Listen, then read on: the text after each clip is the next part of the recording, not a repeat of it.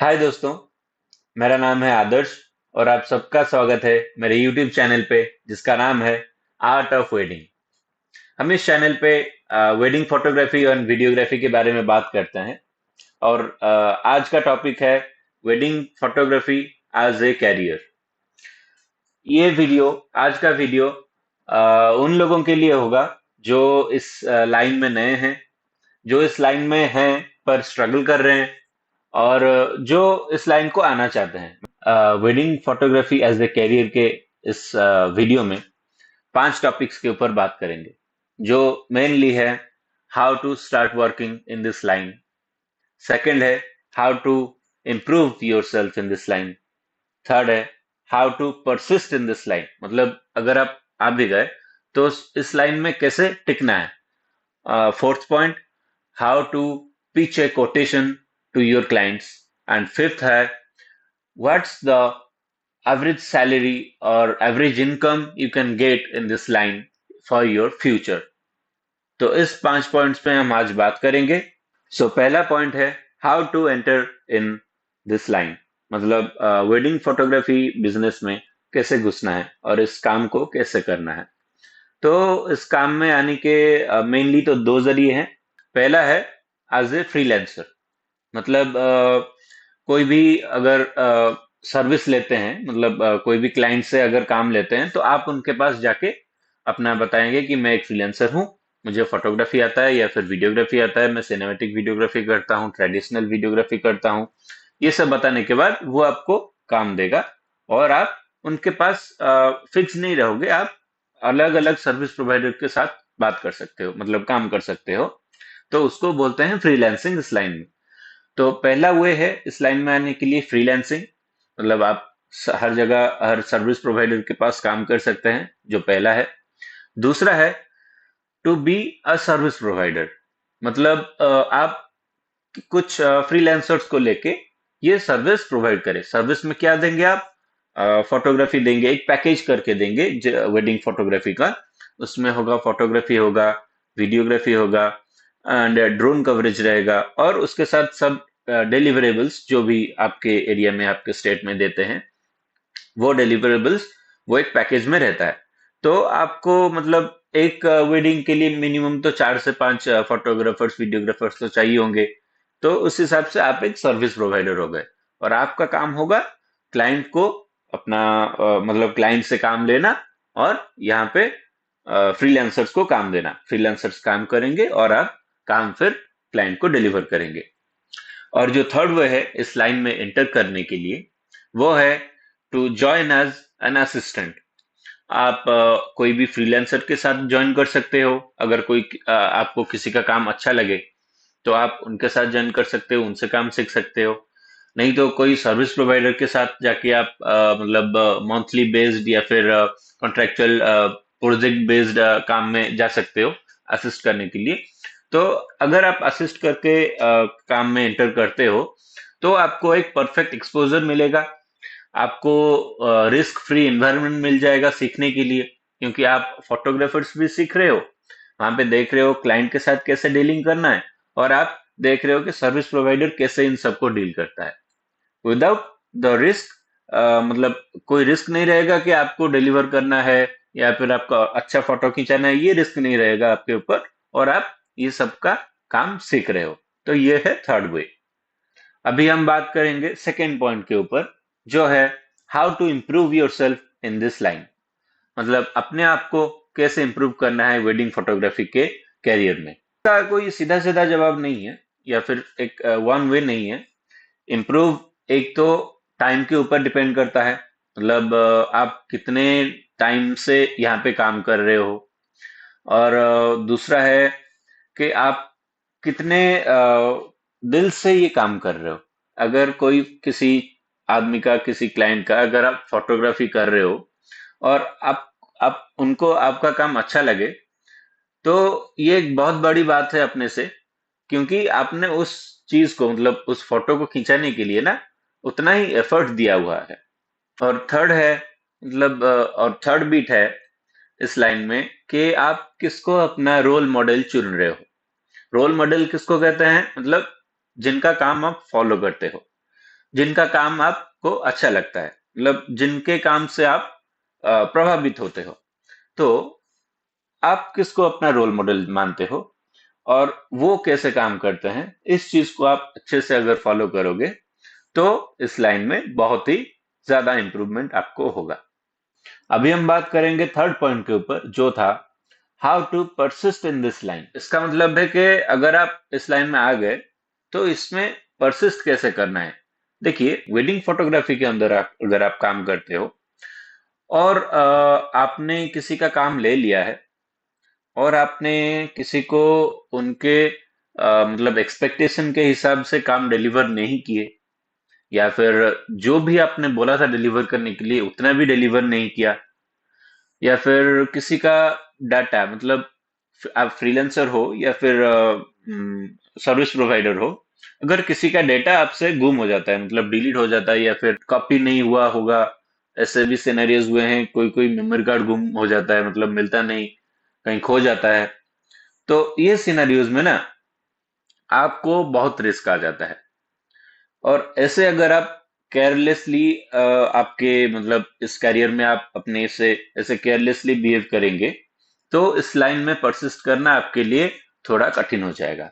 क्योंकि यहाँ पे फोटोग्राफी जितना मैटर करता है उतना ही मैटर करता है डिलीवरी एंड जो भरोसा, मतलब आदर्श है, तो आदर्श के ऊपर इतना भरोसा है कि अगर वो काम किया तो वो आउटपुट भी अगला के देगा और उसके साथ डेटा को भी सेफली रखेगा। इसके भी अलग अलग तरीके हैं कि डेटा को कैसे सेफ रखा जाए, मतलब ऐसे खो ना जाए या फिर डिलीट ना हो जाए, उसके भी तरीके हैं, वो हम बाद में बात करेंगे। लेकिन पॉइंट ये है कि अगर इस लाइन में आपको परसिस्ट रहना है तो काम के साथ साथ डेटा को भी वैल्यू देना पड़ेगा, और आप जो बोलते हैं कि ये मुझे, मैं आपको ये करके दूंगा, तो उस चीज को भी आपको करना पड़ेगा। तो अभी फोर्थ पॉइंट के ऊपर बात करते हैं, जो कि है how to pitch a client. मतलब अगर आप किसी क्लाइंट को अपना सर्विस पिच करने वाले हो तो उस स्टेज तक कैसे जाना है। तो उसके लिए फर्स्ट तो है आपको, मतलब आपके नेम को या फिर आपका इंस्टाग्राम पेज हो गया या फिर आपका काम हो गया, ये क्लाइंट तक पहुंचना चाहिए। ये है फर्स्ट स्टेप, जो जिसका रास्ता है सोशल मीडिया या फिर वेबसाइट या फिर यूट्यूब वीडियोस या फिर रील्स वगैरह। हाँ, तो उस हिसाब से आप अपना काम एक क्लाइंट के पास पहुंचा सकते हो जो कि कोई एक फोटोग्राफर को ढूंढ रहा है। ये है पहला स्टेप। सेकंड स्टेप है इस पॉइंट के ऊपर कि आपको अपने क्लाइंट का एक्सपेक्टेशन क्लियर करना है, मतलब वो क्या एक्सपेक्ट कर रहे हैं आपसे, वो चीज को आपको क्लियर करना है पहले ही दिन से। जब आप बात कर रहे हो, कोई आपको फोन किया कि बोला कि आदर्श तुम मेरे वेडिंग फोटोग्राफी का काम ले लो, तो ठीक है मैं तो लूंगा, क्योंकि लेकिन उस वहां पे जाता है कि वो क्लाइंट का एक्सपेक्टेशन क्या रहता है। मेरा काम देख के तो वो, हाँ बोला कि आदर्श ऐसा काम कर रहा है तो मैं ले लूंगा, लेकिन बाद में पता चलता है कि जो काम उसने देखा वो एक 4 स्टार 5 स्टार होटल में हुआ होगा काम देखा, और अपना काम कर रहा है एक मंडप में या फिर मतलब कोई भी 2 3 स्टार होटल में, जहाँ पे ऐसा अच्छा लोकेशन नहीं है, और वो भी इतना मतलब फ्री नहीं है कैमरा के ऊपर के मतलब ऐसे पोज दे सके। तो उस सिनेरियो में क्या है ना, थोड़ा थोड़ा मतलब उस टाइप का उसको मतलब आउटपुट नहीं मिलता। तो ये एक्सपेक्टेशन हमेशा उनसे उनके साथ क्लियर करना है कि आपको क्या चाहिए, और जो आपको चाहिए उस हिसाब से हम आपको डिलीवर कर पाएंगे या नहीं। मतलब आपका लोकेशन क्या है, आप कितने मतलब फ्रेंडली, कैमरा फ्रेंडली हो, और आप मतलब आप दोनों में कितना अच्छा केमिस्ट्री है, ये सब छोटी छोटी बातों को आपको ध्यान रखना चाहिए। और थर्ड स्टेप है to provide a basic quotation. मतलब अगर आपका काम देख के कोई प्रभावित हुआ, आपको उन्होंने फोन किया और आपसे बोला कि आप ये काम हमारा कर लो। तो तभी आपको क्या करना है, आपको एक कोटेशन देना है, क्योंकि बात में तो कुछ भी बोल सकते हैं हम कि हम इतने पैसे लेंगे। वो भी बोलेगा कि हाँ इतना बोला है, तो उनके मन में होगा कि मैं अगर 50-60 हजार कम भी दे दूं तो हो जाएगा। तो उस चीज को क्लियर आउट करने के लिए हमें पहले एक कोटेशन प्रिपेयर करना पड़ता है, जिसमें हम क्या क्या इक्विपमेंट्स लगाएंगे, कितने फोटोग्राफर्स और वीडियोग्राफर्स काम करेंगे, कितना दिन का काम होगा, एंड सब डिलीवरेबल्स एंड ट्रैवलिंग, और भी बहुत सारे डिटेल्स हैं जो हमें एक कोटेशन में इंक्लूड करके उन्हें देना चाहिए, जिसको देख के वो मतलब अंदाजा लगा सके कि जो पेमेंट वो कर रहे हैं वो किस किस के लिए कर रहे हैं। तभी वो क्लियर होंगे और तभी आप भी मतलब सेफली इस काम में उतर पाएंगे। अगर मतलब आप मान लो 2 दिन का इवेंट है या फिर 1 दिन का इवेंट है, बर्थडे है, और आपने मतलब ऐसे ही फोन में लिख के दे दिया, हाँ, तो इवेंट हो गया, आपने बजट पिच किया होगा 50 हजार, तो वो 20 हजार देख के रुक गए और बोले कि भाई तू 50 बोला तो 50 देना क्या जरूरी है, तो 30 ही रहा। उस सिनेरियो में आपके पास ना ही कोई कॉन्ट्रैक्ट है, ना ही कोई कोटेशन है, आपने तो बात बात में ऐसे ही बोल दिया था 50 हजार, उन्होंने भी बात बात में आपको बोल दिया कि 30 हजार। तो इस सिनेरियो से बचने के लिए आपको एक बेसिक कोटेशन प्रोवाइड करना है। अगर आप उससे भी ज्यादा अच्छा मतलब काम करना चाहते हैं और आप एक नामी दामी रेप्यूटेड सर्विस प्रोवाइडर हैं, तो आप एक कॉन्ट्रैक्ट का पेज भी इंक्लूड कर सकते हैं कोटेशन देने के टाइम में, जिसमें मतलब रिकॉर्डिंग और शूटिंग, कैमरा पर्सन और डिलीवरेबल्स के बाद भी और भी बहुत सारे डिटेल्स ऐड रहते हैं। तो इस चीज को आपको ध्यान रखना है कि एक कोटेशन बेसिक है, और उसके ऊपर अगर आप जाना चाहते हो तो एक कॉन्ट्रैक्ट भी ऐड करना है, जिसके जिसके चलते ना आपको कोई परेशानी होगी, ना ही क्लाइंट को कोई कंफ्यूजन होगा। तो ये था फोर्थ पॉइंट।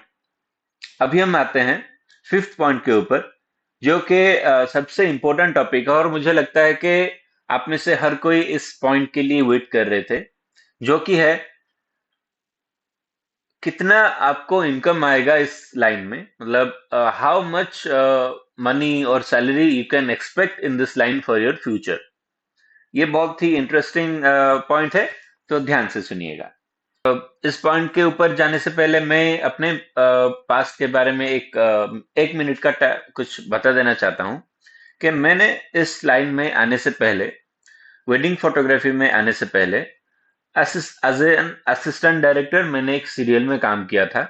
उसके बाद मैंने अपने से ही छोटे छोटे प्रोडक्शन किए हैं, शॉर्ट फिल्म्स, म्यूजिक वीडियोस वगैरह और कवर्स वगैरह। उसमें मुझे बहुत सारे एक्सपीरियंस आने के बाद मैंने देखा कि ये भी एक लाइन है जिसको मैंने एक्सप्लोर नहीं किया, जो कि है वेडिंग फोटोग्राफी। हाँ, तो जब मैंने वेडिंग फोटोग्राफी ज्वाइन किया एज एन फ्रीलांसर, तो छोटा मोटा काम मिलता था। इतना भी अच्छा पेमेंट नहीं था उस टाइम, क्योंकि फिल्म में क्या है ना कि उसमें रीटेक्स वगैरह होते हैं, और वेडिंग में रीटेक्स वगैरह नहीं होते। जो आप कर रहे हो एक साथ ही करना है, और इसमें भूल की कोई गुंजाइश नहीं रहती। तो इस हिसाब से मुझे पहले इस लाइन में आने के बाद एज ए फ्रीलांसर थोड़ा स्ट्रगल करना पड़ा। फिर मैंने धीरे धीरे काम सीखा, कहीं कहीं पे जाके मैंने असिस्ट भी किया, और कहीं कहीं पे मैंने मतलब काम किसी और फोटोग्राफर सर्विस प्रोवाइडर को काम दे दिया। फिर उन्होंने काम किया और मैंने उनको बस ऑब्जर्व किया। तो मैंने सोचा कि अगर मैं फ्रीलांसर कर रहा हूँ और किसी को काम दे रहा हूँ, तो वो अच्छा खासा इनकम कर रहे हैं, ये मैंने देखा। तो क्यों ना मैं ही सर्विस प्रोवाइड करूं, क्योंकि मुझे लगता था कि अगर मैं किसी काम को लेता हूं हाथ में, तो मैं उसे अच्छे से डिलीवर कर सकता हूं। और मुझे लगा कि यही चीज एक इस लाइन में चाहिए as a service provider in wedding photography. तो मैंने शुरू किया जो आज मेरा मतलब कंपनी है, चित्र वेडिंग्स करके। ये पीछे आप देख सकते हैं, ये हमारा टीम का खींचा हुआ फोटो है। और ये मेरी शादी का फोटो है, मैं ही खड़ा हुआ हूँ। और पीछे मेरी मैडम है जो कि अभी वीडियो शूट कर रहे हैं। तो जब मैंने ये चित्र वेडिंग स्टार्ट किया, मैंने बिजनेस, तो मैंने देखा कि बहुत बड़ा गैप है जो कि अभी फुलफिल नहीं हुआ। मतलब लोग पुराने तरीके से शूट कर रहे हैं, पुराने तरीके से डिलीवर भी कर रहे हैं, कोई कोई डिलीवर नहीं कर रहा, बहुत कम पैसों में ये बिजनेस हो रहा है। तो मैंने ये एक गैप देखा, तो मैंने इसको एक्सप्लोर करने के लिए स्टेप लेना चाहा। तो उस हिसाब से मैंने मतलब पहले पहले बहुत ही छोटे मोटे काम आए, और तब से लेके आज तक मैं जिस तरीके से काम करना स्टार्ट किया था उसी तरीके से आज तक भी काम करते आ रहा हूँ। जो भी मैंने अपने आज पॉइंट्स आपको बताए, जो भी हम डिस्कस कर रहे हैं, ये मैंने खुद के एक्सपीरियंस से सीखा है, जो आपको मैं बता रहा हूँ। अभी मेन पॉइंट है कि how much you can expect to earn in this line. तो देखिए, एक तो होता है फ्रीलांसर का इनकम, दूसरा होता है एज ए सर्विस प्रोवाइडर का इनकम। अगर आप फ्रीलांसिंग कर रहे हो तो आपका कोई भी फीस हो, 10,000, 8,000, 15,000, तो वो पर डे का होता है। पर डे के हिसाब से आपका मतलब इक्विपमेंट्स भी रहता है उसमें, आपका आने जाने के भी रहता है, आपका खुद का कन्वीनियंस का खर्च रहता है। और अगर आप मतलब कोई असिस्टेंट हायर करते हो तो उनका भी कुछ पेमेंट रहता है। तो उस हिसाब से उसको सब निकाल के जो बचता है वो आपका पर डे इनकम है।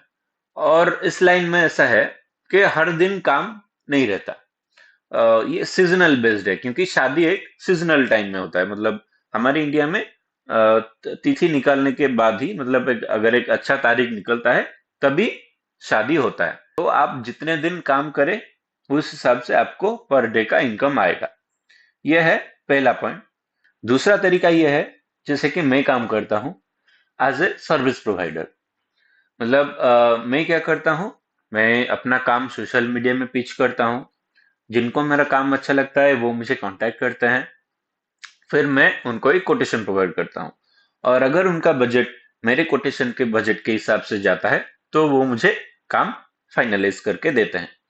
तो जो भी मेरा बजट रहता है वो ऐसा डिवाइड होता है। पहला हिस्सा जाता है मेरे फोटोग्राफर एंड वीडियोग्राफर्स को, जो जिनको भी मैं फ्रीलांसर एज एन टीम, मेरे टीम को जिनको हायर करता हूँ, पहला इनकम उनके लिए रहता है। फिर जो बचता है उसमें से एक पार्ट डिलीवरेबल्स के लिए जाता है। डिलीवरेबल्स मतलब जैसे कि वीडियो एडिटिंग हो गया, एल्बम एडिटिंग हो गया, हार्ड डिस्क और यूएसबी पेन ड्राइव हो गया, फोटो फ्रेम्स हो गया। ये सब डिलीवरेबल्स रहता है जो कि शादी में अगर आप काम लेते हो एज ए सर्विस प्रोवाइडर, आपको अपने क्लाइंट्स को देना होता है। तो जो पेमेंट बचा तो उसमें डिलीवरेबल्स को भी जाएगा, और उसमें से जो बचा वो होगा आपका प्रॉफिट। तो उस हिसाब से यहाँ पे आप अर्निंग कर रहे हो। अभी डिफरेंस क्या है फ्रीलांसिंग और सर्विस प्रोवाइडर के इनकम के अंदर, कि अगर आप फ्रीलांसिंग करते हो तो पॉसिबिलिटी है कि 5 सर्विस प्रोवाइडर्स आपको हायर करेंगे। लेकिन अगर आप सर्विस प्रोवाइडर हो तो ऐसा पॉसिबिलिटी है कि हर डेट पे आपके पास काम नहीं होगा। हाँ, मैं अपना सिनेरियो बता रहा हूँ। तो ये मेन डिफरेंस है। और दूसरा डिफरेंस ये है कि फ्रीलांसर पर डे के हिसाब से इनकम करता है, काम करता है, इनकम करता है। और सर्विस प्रोवाइडर पर काम के हिसाब से इनकम करता है, मतलब एक इवेंट के हिसाब से इनकम करता है। जो भी प्रॉफिट उसका निकल जाता है सारे कॉस्ट उठाने के बाद, उस हिसाब से वो अपना इनकम करता है। अभी अमाउंट तो बता नहीं सकते क्योंकि वो तो वैरी करता है। बहुत कम पैसे में भी फ्रीलांसर्स काम करते हैं, बहुत ज्यादा रेट में भी फ्रीलांसर्स काम करते हैं। वैसे भी वैसे ही सर्विस प्रोवाइडर्स भी बहुत कम, मतलब लोकल एरिया में मैंने देखा है, मतलब अराउंड 50,000, 1 लाख भी काम करते हैं सब। और ऐसे भी मैंने देखा है कि यहीं पे हमारे टाउन के आसपास हमारे स्टेट में ही, मतलब बहुत अच्छा बजट, मतलब 4 लाख 5 लाख का बजट में भी काम करते हैं। तो ये डिपेंड करता है कि कौन कैसा काम करता है, और उस हिसाब से आपका इनकम डिपेंड करेगा। तो इन शॉर्ट मैं ये कहूंगा कि आपको इस लाइन में इनकम कैसे होगा, वो डिपेंड करता है आज के डिस्कस हुए 4 पॉइंट्स के ऊपर, जो कि है आप कैसे काम सीख के इस लाइन में आए। दूसरा, आप अपने आप को कितना इम्प्रूव करने का सोच रहे हो। तीसरा है, आप कितने परसिस्ट हो इस काम को लेके, और जो भी आपने जवाब दिया, जो भी बात बोला है, उसको आप डिलीवर कर रहे हो और अच्छा एक इमेज बना रहे हो आपके मतलब सोसाइटी में, सोशल मीडिया पे। और फोर्थ पॉइंट है, आप कितना अपने काम को अच्छे से पिच कर रहे हो। तो ये चारों पॉइंट्स डिपेंड करेंगे कि आपको इनकम कैसे होगा। तो आशा करता हूं जो भी इस लाइन में है, या फिर जो भी इस लाइन में आना चाहते हैं, तो उनको इस वीडियो के जरिए कुछ इंफॉर्मेशन मिला होगा। और अगर मैं कुछ आपका डाउट क्लियर कर पाऊं, तो वो मेरे लिए बहुत बड़ी बात होगी। तो आप बेझिझक मेरे कमेंट बॉक्स में कमेंट करिए, मैं ज़रूर उसका रिप्लाई दूंगा। और अगर आपको आज का वीडियो अच्छा लगा, तो सब्सक्राइब करिए और मेरे वीडियो को शेयर करिए, and press that bell icon, क्योंकि मैं ऐसे ही इंटरेस्टिंग टॉपिक वेडिंग फोटोग्राफी के ऊपर लाता रहूंगा। Signing off, bye bye.